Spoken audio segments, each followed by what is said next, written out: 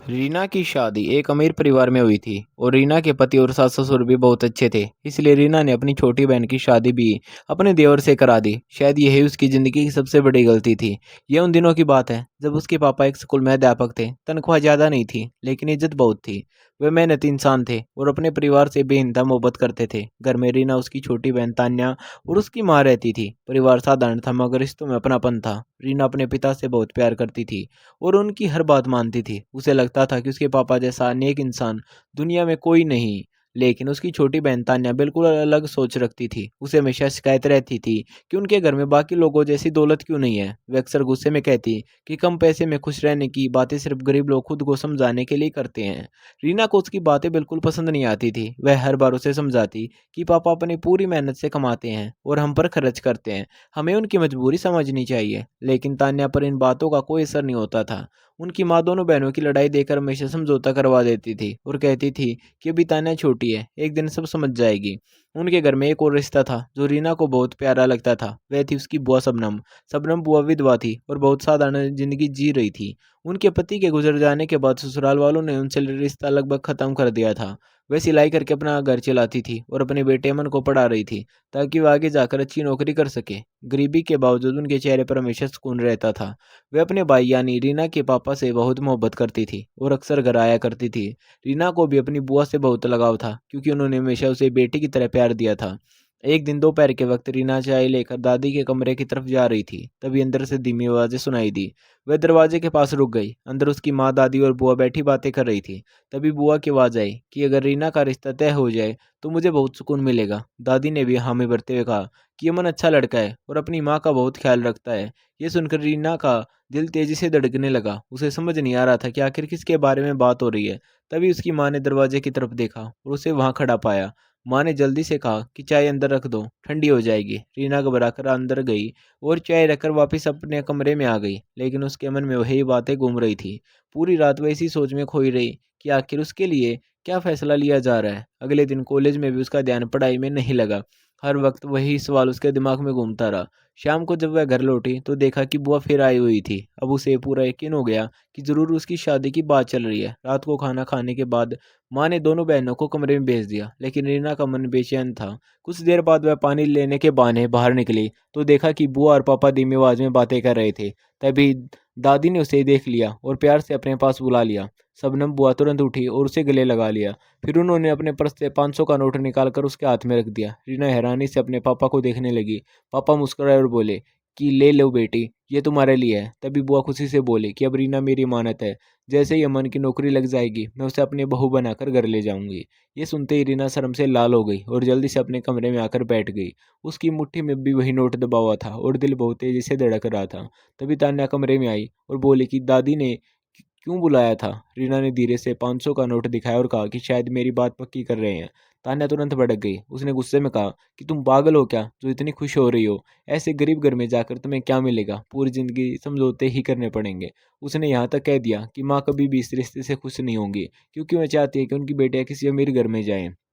लेकिन रीना ने साफ कहा कि उसे अपने पापा पर पूरा भरोसा है। अगर उन्होंने यह रिश्ता चुना है तो जरूर उसमें कोई अच्छाई होगी। वह बोले कि पैसा सब कुछ नहीं होता, इंसान का स्वभाव सबसे ज्यादा मायने रखता है। तान्या उसकी बातें सुनकर चुप तो हो गई, लेकिन उसके चेहरे पर साफ जलन दिखाई दे रही थी। कुछ महीनों बाद रीना ने ग्रेजुएशन अच्छे नंबरों से पास कर लिया। उसके पापा बहुत खुश हुए। उन्होंने पूरे मोहल्ले में मिठाई बांटी। उसी शाम घर में फिर से बुआ और दादी बैठी हुई थी। अमन भी इस बार उनके साथ आया था। वह शांत स्वभाव का लड़का था और अपनी माँ की बहुत इज्जत करता था। जब रीना कमरे में आई तो अमन ने नजरें झुका ली, लेकिन चोरी चोरी उसे देखता रहा। रीना को पहली बार महसूस हुआ कि शायद अब उसकी जिंदगी सच में बदलने वाली है। तभी उसके पापा ने मुस्कुराते हुए कहा कि मेरी बेटी ने इतने अच्छे नंबर लाए हैं, बताओ उसे क्या नाम दिया जाए। बुआ प्यार से बोली कि जो रीना मांगेगी वही मिलेगा। यह सुनकर रीना ने हिम्मत करके कह दिया कि वह आगे पढ़ना चाहती है। उसकी बात सुनकर कमरे में कुछ पल के लिए सन्नाटा छा गया। तान्या तुरंत मुस्कुराने लगी क्योंकि उसे लगा कि अब जरूर घर में बहस होगी। पापा कुछ देर चुप रहे, फिर बोले कि लड़की को घर भी संभालना आना चाहिए। लेकिन उसी वक्त उन्होंने धीरे से रीना के कान में कहा कि तुम चिंता मत करो, पढ़ाई जरूर पूरी करोगी। ये सुनकर रीना की आंखें भर आई क्योंकि उसे अपने पिता पर पहले से भी ज्यादा गर्व महसूस हुआ। रीना की मंगनी बहुत सादगी से हुई थी। घर की हालत ऐसी नहीं थी कि बहुत बड़ा इंतजाम किया जाता, लेकिन फिर भी उस दिन घर में खुशियों का माहौल था। पापा ने अपने कुछ करीबी दोस्तों और रिश्तेदारों को बुलाया था। उन्हीं मेहमानों में एक नाम ऐसा भी था जिस पर पापा को सबसे ज़्यादा भरोसा था, वह थे वाजिद साहब। पापा अक्सर कहा करते थे कि ज़िंदगी में अगर कोई सच्चा दोस्त मिला है तो वह वाजिद है। दोनों ने साथ पढ़ाई की थी और हर मुश्किल वक्त में एक दूसरे का साथ दिया था। वाजिद साहब एक छोटे से प्राइवेट स्कूल में पढ़ाते थे, लेकिन इज्जतदार इंसान थे। उन्होंने ही पापा को हमेशा समझाया था कि बेटियों को पढ़ाई कभी मत रुकवाना। मांगने वाले दिन भी वह रीना के लिए बहुत खुश थे। अमन अपनी माँ के साथ आया हुआ था और बार बार चोरी से रीना की तरफ देख रहा था। रीना को उसके चेहरे पर सादगी और अपनापन दिखाई देता था। उसे लगता था कि शायद उसका आने वाला जीवन सुरक्षित हाथों में जाने वाला है। उस रात जब सारे मेहमान चले गए तो पापा ने रीना के सिर पर हाथ रखकर कहा कि बेटियां बाप की सबसे बड़ी जिम्मेदारी होती हैं और आज उन्हें बहुत सुकून मिल रहा है। रीना ने पहली बार अपने पिता की आंखों में अजीब सी राहत देखी थी, जैसे वह किसी बड़ी चिंता से आज़ाद हो रहे हों। दिन धीरे धीरे गुजरने लगे। रीना घर के कामों में माँ का हाथ बटाती और साथ ही आगे की पढ़ाई का सपना भी देखती रहती। दूसरी तरफ तान्या पहले से ज़्यादा चिड़चिड़ी हो गई थी। उसे हर वक्त यही लगता कि रीना की हर बात घर में ज़्यादा मानी जाती है। वह अक्सर माँ के कान भरती कि गरीब घर में रिश्ता करके रीना की ज़िंदगी खराब हो जाएगी, लेकिन माँ अब ज़्यादा जवाब नहीं देती थी। उन्हें भी कहीं न कहीं अमन की सादगी पसंद आने लगी थी। एक दिन सुबह हमेशा की तरह पापा स्कूल चले गए थे। दोपहर का वक्त था कि अचानक घर का फ़ोन बजा। माँ ने फ़ोन उठाया और अगले ही पल उनके हाथ काँपने लगे। उनके चेहरे का रंग उड़ गया। फ़ोन उनके हाथ से नीचे गिर पड़ा। रीना और तान्या घबराकर उनकी तरफ दौड़ी। माँ की आंखों से आंसू बह रहे थे और वह बस एक ही बात बार-बार कह रही थी कि तुम्हारे पापा का एक्सीडेंट हो गया। यह सुनते ही रीना के पैरों तले ज़मीन खिसक गई। कुछ ही देर में मोहल्ले के लोग घर के बाहर जमा होने लगे। पता चला कि स्कूल से लौटते वक्त सड़क पर बड़ा हादसा हो गया था और उसी हादसे में पापा इस दुनिया से चले गए। रीना को ऐसा लगा जैसे उसकी पूरी दुनिया एक पल में खत्म हो गई हो। घर में चीख पुकार मच गई। माँ बेसुध होकर रो रही थी और तान्या पहली बार बिल्कुल खामोश बैठी थी। शाम तक पापा का जनाजा घर लाया गया। रीना अपने पिता का चेहरा देखकर टूट गई। उसे विश्वास ही नहीं हो रहा था कि जो इंसान कल तक उसके सिर पर हाथ रखकर उसे हिम्मत देता था, वह आज हमेशा के लिए खामोश हो चुका है। उस रात घर को हर कोना सूना लग रहा था। रीना को बार बार अपने पापा की बातें याद आ रही थी। अगले कुछ दिन रिश्तेदारों के आने जाने में गुजर गए, लेकिन जैसे जैसे वक्त बीतने लगा घर की जिम्मेदारियां सामने आने लगी। पापा के जाने के बाद घर की आर्थिक हालत बहुत कमजोर हो रही गई थी। माँ हर वक्त चिंता में डूबी रहती थी। इसी बीच एक दिन शबनम बुआ घर आई, लेकिन इस बार उनके चेहरे पर पहले जैसी गर्मजोशी नहीं थी। वह चुपचाप बैठी रही और ज्यादा देर नहीं रुकी। जाते वक्त उन्होंने रीना से नजरें भी नहीं मिलाई। रीना को यह बात बहुत अजीब लगी। उनके जाने के बाद माँ ने भारी आवाज में कहा कि अब शायद यह रिश्ता आगे नहीं चलेगा। रीना ने हैरानी से पूछा, क्यों? माँ बोली कि तुम्हारे पापा ही इस रिश्ते की सबसे बड़ी वजह थे। अब उनके बिना कौन इतना बड़ा बोझ उठाना चाहेगा। रीना को माँ की बात सुनकर बहुत दुख हुआ, लेकिन उसने दिल को समझा लिया। कुछ दिनों बाद खबर आई कि अमन की नौकरी लग गई है। ये सुनकर रीमा को खुशी भी हुई और दर्द भी, क्योंकि अब उसे अपने पापा की कई बातें हर बात याद आ रही थी। लेकिन वक्त किसी के लिए नहीं रुकता। घर चलाने के लिए अब किसी को काम करना जरूरी था। रीना ने फैसला किया कि वह नौकरी करेगी। शुरू में माँ ने मना किया, लेकिन हालात ऐसे थे कि कोई दूसरा रास्ता नहीं था। वाजिद साहब ने उसकी मदद की और अपनी जान पहचान के स्कूल में उसे नौकरी दिलवा दी। पहली बार जब रीना नौकरी पर गई तो उसे अपने पापा की बहुत याद आई। उसे ऐसा लगा जैसे आज अगर पापा होते तो उस पर कितना गर्व करते हैं। धीरे धीरे उसने खुद को संभाल लिया। वह सुबह स्कूल जाती और शाम को घर लौटकर माँ और बहन का ख्याल रखती। 5 साल इसी तरह गुजर गए। इन 5 सालों में रीना ने अपने परिवार को टूटने नहीं दिया। उसने हर जिम्मेदारी अपने कंधों पर उठा ली। दूसरी तरफ तान्या का स्वभाव अब भी नहीं बदला था। उसे हमेशा लगता था कि जिंदगी ने उसके साथ इंसाफ नहीं किया। एक दिन स्कूल में सालाना समारोह था। उस दिन शहर के कई बड़े लोग मेहमान बनकर आए थे। उन्हीं मेहमानों में एक नौजवान बिजनेसमैन भी आया था जिसका नाम राहत था। वह कम उम्र में ही बहुत सफल हो चुका था, लेकिन उसके व्यवहार में बिल्कुल घमंड नहीं था। जब समारोह खत्म हुआ तो प्रिंसिपल ने रीना की मुलाकात उससे करवाई। राहत ने बहुत सम्मान से उससे बात की और उसकी मेहनत की तारीफ की। रीना ने इस मुलाकात को ज्यादा महत्व नहीं दिया, लेकिन कुछ दिनों बाद वाजिद साहब अपनी पत्नी और एक रिश्तेदार के साथ उनके घर आए। उस दिन माँ ने देखा कि उनके चेहरे पर अलग सी खुशी है। बैठते ही वाजिद साहब ने कहा कि एक बहुत अच्छा रिश्ता आया है। माँ ने हैरानी से पूछा, किसके लिए? वाजिद साहब मुस्कुराए और बोले, रीना के लिए। फिर उन्होंने बताया कि स्कूल के समारोह में आए बिजनेसमैन राहत ने अपने घर वालों से रीना का जिक्र किया था। उसके परिवार ने पूरी जानकारी लेने के बाद रिश्ता भेजा है। ये खबर सुनकर घर में सन्नाटा छा गया। माँ की आंखों में उम्मीद चमक उठी, जबकि तान्या पहली बार बिल्कुल चुप हो गई। रीना खुद समझ नहीं पा रही थी कि अचानक उसकी जिंदगी किस मोड़ पर आ खड़ी हुई है। उसे सिर्फ इतना याद था कि उसके पापा कहा करते कि थे कि अच्छे इंसानों की कदर देर से जरूर होती है, लेकिन होती जरूर है। कुछ ही महीनों बाद रीना की शादी रात से हो गई। शादी बहुत अच्छे माहौल में हुई। रात का परिवार अमीर जरूर था, लेकिन उनके व्यवहार में बिल्कुल घमंड नहीं था। रीना जब पहली बार अपने ससुराल पहुंची तो उसके दिल में थोड़ा डर था, क्योंकि उसने हमेशा साधारण जिंदगी देखी थी। लेकिन वहां पहुंचकर उसकी सारी घबराहट धीरे धीरे खत्म होने लगी। उसकी सास बहुत समझदार महिला थी और घर के हर सदस्य में अपनापन था। रात का छोटा भाई अरमान भी उसी घर में रहता था। वह उम्र में लगभग रीना के बराबर का था, लेकिन अपनी भाभी की बहुत इज्जत करता था। शादी के कुछ दिनों बाद ही रीना को महसूस होने लगा कि ये घर सिर्फ बड़ा नहीं, बल्कि रिश्तों में बहुत मजबूत है। रात बिजनेस के सिलसिले में अक्सर बाहर रहते थे, इसलिए घर की काफ़ी जिम्मेदारी रीना संभालने लगी। अरमान हर छोटी बड़ी बात अपनी भाभी से पूछ कर करता था। वह कभी बाहर जाता तो कहता, भाभी मैं दोस्तों के साथ जा रहा हूँ, देर हो सकती है, आप खाना खा लेना। कभी कोई नया सामान खरीदना होता तो पहले रीना की राय लेता। रीना भी उसे छोटे भाई की तरह समझती थी और हर बात में उसका साथ देती थी। घर में कोई बुजुर्ग हर समय मौजूद नहीं रहता था, क्योंकि कुछ समय बाद उसकी सास अपनी बेटी के पास चली गई थी, इसलिए अरमान और रीना ही घर संभालते थे। रात को भी इस बात का सुकून था कि उसकी गैर मौजूदगी में घर संभालने वाला कोई अपना मौजूद है। शादी के लगभग 6 महीने बाद एक दिन रीना ने मजाक मजाक में अरमान से कहा कि अब तुम्हारी भी शादी हो जानी चाहिए, ताकि घर में और रौनक हो जाए। पहले तो अरमान मुस्कुराकर बात टालता रहा, लेकिन फिर एक दिन उसने झिझकते हुए कहा कि अगर भाभी आप बुरा ना माने तो मैं एक बात कहूँ। रीना ने हंसते हुए कहा कि बोलो क्या बात है। अरमान ने धीरे से कहा कि मुझे आपकी बहन तान्या पसंद है।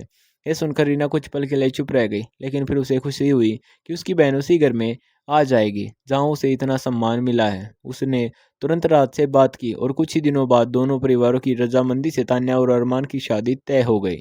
शादी के बाद तान्या उसी घर में देवरानी बनकर आ गई। शुरू शुरू में सब कुछ बहुत अच्छा लग रहा था। रीना को लग रहा था वो उसकी पूरी जिंदगी खुशियों से भर गई है। दोनों बहनें एक ही घर में थी और दोनों भाई भी एक दूसरे से बहुत प्यार करते थे।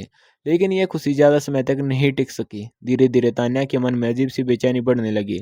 उसे हर बात में यह महसूस होने लगा कि अरमान अपनी भाभी की जरूरत से ज्यादा इज्जत करता है।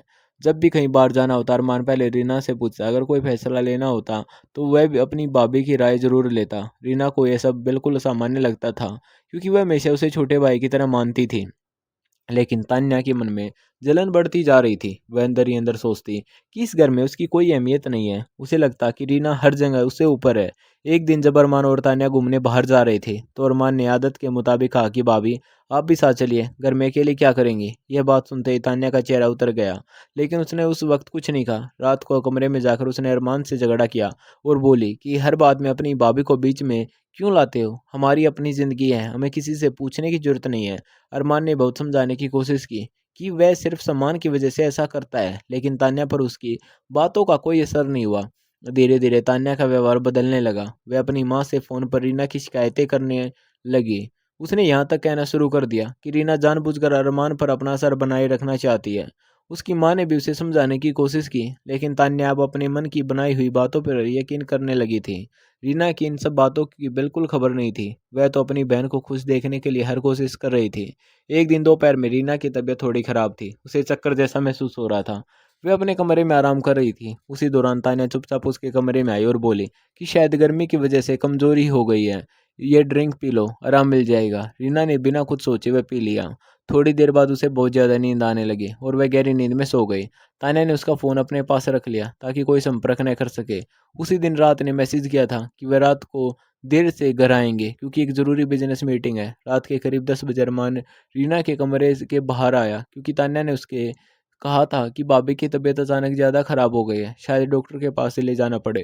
अरमान तुरंत कमरे में जाकर कुर्सी पर बैठ गया और रीना के उठने का इंतजार करने लगा। तान्या ने उससे कहा कि वह कपड़े बदल कर आती है, फिर दोनों मिलकर भाभी को डॉक्टर के पास ले जाएंगे। लेकिन कमरे से निकलते वक्त उसने बाहर से दरवाज़ा बंद कर दिया और खुद अपने कमरे में जाकर सो गई। अरमान को लगा कि शायद उसने आदत में दरवाज़ा बंद किया होगा, इसलिए उसने ज़्यादा ध्यान नहीं दिया। वह चुपचाप बैठा रहा। कुछ देर बाद रात घर लौटे। जैसे ही वह अपने कमरे के पास पहुंचे उन्होंने दरवाज़ा खटखटाया। अंदर से अरमान ने दरवाज़ा खोला। अपने भाई को कमरे में देखकर रात चौंक गए। उन्होंने हैरानी से पूछा कि इस वक्त तुम यहाँ क्या कर रहे हो और दरवाज़ा बंद क्यों था। अरमान ने तुरंत कहा कि भाभी की तबीयत ठीक नहीं थी, इसलिए तान्या ने कहा था कि अस्पताल लेकर जाना पड़ सकता है। रात को यह बात अजीब लगी, क्योंकि उन्होंने पहले ही मैसेज करके अपना पूरा कार्यक्रम बता दिया था। उन्होंने तुरंत पूछा कि तान्या कहाँ है। जब वह उसके कमरे में गई तो देखा कि वह आराम से सो रही है। अब राहत को लगा कि जरूर कोई गलतफहमी या झूठ बोला गया है। दूसरी तरफ अरमान खुद समझ नहीं पा रहा था कि आखिर वह सब हुआ क्या है। उस रात रात बहुत परेशान रहे। उन्हें अपने भाई पर भरोसा था, लेकिन हालात ऐसे बन गए कि वह खुद उलझन में पड़ गए। अगले दिन सुबह जब रीना उठी तो उसे कुछ भी याद नहीं था। रात ने उससे पूछा कि क्या उसकी तबीयत सच में खराब थी। रीना ने कहा कि बस थोड़ा सिर दर्द था। फिर नींद आ गई। उसके बाद राहत ने तान्या से सवाल किया तो वह मासूम बनकर बोली कि उसे तो कुछ पता ही नहीं, वह तो रात को जल्दी सो गई थी। अब रात और अरमान दोनों समझ चुके थे कि जरूर किसी ने जानबूझकर यह गलतफहमी पैदा करने की कोशिश की है, लेकिन अभी तक कोई खुलकर कुछ नहीं कह रहा था। घर का माहौल धीरे धीरे भारी होने लगा था और रीना को महसूस होने लगा था कि कहीं कोई बड़ी बात छिपाई जा रही है। अगले कुछ दिनों तक घर का माहौल बिल्कुल बदला बदला सा रहा। रात पहले की तरह खुलकर बातें नहीं कर रहे थे और अरमान भी अपने अंदर ही अंदर परेशान रहने लगा था। उसे समझ नहीं आ रहा था आखिर उस रात ऐसा क्या हुआ जिसकी वजह से उसके बड़े भाई की नज़रों में सवाल पैदा हो गए। रीना सबसे ज़्यादा उलझन में थी क्योंकि उसे पूरी बात समझ ही नहीं आ रही थी। उसे सिर्फ इतना महसूस हो रहा था कि घर की खुशियाँ अचानक किसी की नज़र लगने से फीकी पड़ गई है। दूसरी तरफ तान्या ऊपर से बिल्कुल सामान्य बनने की कोशिश कर रही थी, लेकिन उसके अंदर बेचैनी लगातार बढ़ रही थी। उसे उम्मीद थी कि धीरे धीरे दोनों भाइयों के बीच दूरी बढ़ जाएगी और फिर घर में सिर्फ उसी की चलेगी। वह हमेशा से यही चाहती थी कि जहाँ वह रहे वहाँ किसी और की अहमियत उससे ज़्यादा न हो। बचपन से उसके मन में यही आदत घर कर चुकी थी कि अगर किसी को उससे ज़्यादा प्यार या सम्मान मिले तो वह उसे सहन नहीं कर पाती थी। रीना को अब भी अपनी बहन की असली सोच का अंदाज़ा नहीं था। वह हर हाल में अपने रिश्ते को बचाना चाहती थी और यही सोचकर चुप रहती थी कि शायद वक्त के साथ सब ठीक हो जाएगा। लेकिन सच ज़्यादा दिन छिपा नहीं रह सकता। एक शाम राहत अपने ऑफिस से जल्दी घर लौट आए। जैसे ही वे कमरे की तरफ बढ़े, उन्हें तान्या और उसकी माँ की फ़ोन पर बातचीत सुनाई दी। तान्या कह रही थी, अगर उस रात बात पूरी तरह बिगड़ जाती तो आज घर में सब कुछ बदल चुका होता। उसने यह भी कहा कि वह नहीं चाहती कि अरमान हर बात में अपनी भाभी की राय ले। उसे लगता था कि इस घर में उसकी कोई पहचान नहीं बची। रात दरवाजे के बाहर खड़े सब सुनते रहे। उनके चेहरे का रंग बदल गया। अब उन्हें पूरी सच्चाई समझ आ चुकी थी कि उस रात जो कुछ हुआ वह सिर्फ गलतफहमी नहीं बल्कि जानबूझकर रचा गया खेल था। उस रात रात ने अरमान को अपने कमरे में बुलाया। अरमान पहले से ही दुखी था। उसने आते ही कहा कि भाई जान, अगर मुझसे कोई गलती हुई हो तो माफ़ कर दीजिए, लेकिन मैंने हमेशा भाभी को माँ जैसा सम्मान दिया है। रात ने आगे बढ़कर अपने भाई को गले लगा लिया और बोले कि गलती तुम्हारी नहीं थी, गलती उस सोच की थी जिसने रिश्तों को शक की नज़र से देखा। ये सुनते अरमान की आंखें भर आई। दूसरी तरफ जब तान्या को पता चला कि उसकी सच्चाई सामने आ चुकी है तो वह घबरा गई, लेकिन अब बहुत देर हो चुकी थी। रात ने उसे साफ शब्दों में समझाया कि रिश्ते भरोसे से चलते हैं, चालाकियों से नहीं। अरमान ने भी पहली बार अपनी पत्नी से खुलकर बात की। उसने कहा कि उसने हमेशा उसे खुश रखने की कोशिश की, लेकिन बदले में उसे सिर्फ शक और झूठ मिला। तान्या अब खुद को अकेला महसूस करने लगी थी। उसे धीरे धीरे एहसास हुआ कि जलन में आकर उसने वही घर तोड़ने की कोशिश की जहाँ उसे सबसे ज़्यादा प्यार मिला था। कुछ दिनों तक घर में लगातार तनाव बना रहा। आखिरकार दोनों परिवारों के बड़े लोगों को बैठकर फैसला करना पड़ा। बहुत समझाने के बाद भी तान्या अपनी गलती पूरी तरह मानने को तैयार नहीं थी। उसके व्यवहार में अब भी वही जिद और घमंड दिखाई देता था। धीरे धीरे हालत इतने बिगड़ गए कि अरमान ने उससे अलग होने का फैसला कर लिया। ये खबर सुनकर रीना का दिल टूट गया। उसने कभी सपनों में भी नहीं सोचा था कि जिस बहन को वह अपनी खुशियों में शामिल करके इस घर में लाई थी, वही एक दिन अपने रिश्ते को खुद खत्म कर देगी।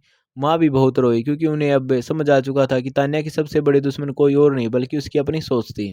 तान्या जब मायके वापस आई तो पहले की तरह गुस्से में नहीं थी। अब उसके चेहरे पर सिर्फ पछतावा था। धीरे धीरे रिश्तेदारों और जान पहचान वालों को भी सच्चाई पता चल गई। जहाँ भी उसकी दूसरी शादी की बात चलती, लोग पुराने रिश्ते के बारे में सवाल पूछने लगते। ये सब देखकर पहली बार उसे एहसास हुआ कि इंसान गुस्से और जलन में आकर पल भर में अपनी ज़िंदगी खराब कर सकता है। उधर रीना ने फिर से अपने घर को संभालने की कोशिश शुरू कर दी थी। राहत हमेशा की तरह उसके साथ मजबूती से खड़े रहे। उन्होंने कभी अपनी पत्नी पर शक नहीं किया क्योंकि वह जानते थे कि भरोसा किसी भी रिश्ते की सबसे बड़ी नींव होता है। कुछ समय बाद अरमान की दूसरी शादी हुई। इस बार वह घर में आई नई बहू बहुत समझदार और शांत स्वभाव की थी। उसने आते ही पूरे परिवार को अपना बना लिया। रीना भी उसे छोटी बहन की तरह प्यार देने लगी। धीरे धीरे घर में फिर से खुशियां लौट आई। सास भी वापस घर आ गई और अब पहले की तरह सब साथ रहने लगे। समय बीता गया। नवी देवरानी के 2 बच्चे हुए और रीना के घर भी एक बेटे ने जन्म लिया। पूरे घर में बच्चों की हंसी गूंजने लगी। कभी जो घर गलतफहमी और तनाव से भर गया था, आज वही घर फिर से प्यार और अपनापन से भर चुका था।